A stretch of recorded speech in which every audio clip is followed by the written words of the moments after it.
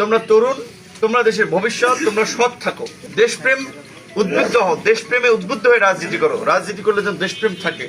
Doctor ইউনূসকে সহযোগিতা করো। Doctor Yunus ভালো মানুষ, বরঞ্চ তার বক্তব্য একটা শালীনতা, মাধুর্য, একটা রুচিশীল অবস্থান ছিল।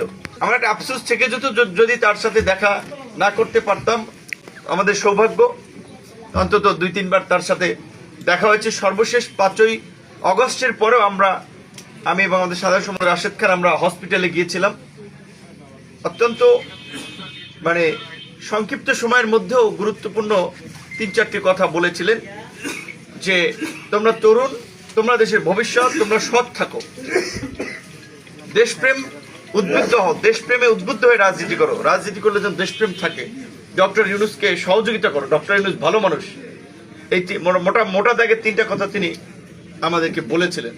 একটা মানুষ নিজে অসুস্থ, কিন্তু তারপরেও 3টা শব্দে দেশপ্রেম, সততা এবং ডক্টর ইউনূসকে সহযোগিতা করা, এটা বলা চলে 1 ঘন্টা বক্তৃতা দেওয়া যায়, আবার 2-4 মিনিটেও মূল কথাটাকে সামারি করা যায়। তো তিনি অল্প কথায় এইভাবে আসলে আমাদেরকে একটা দিক নির্দেশনা দিয়েছিলেন।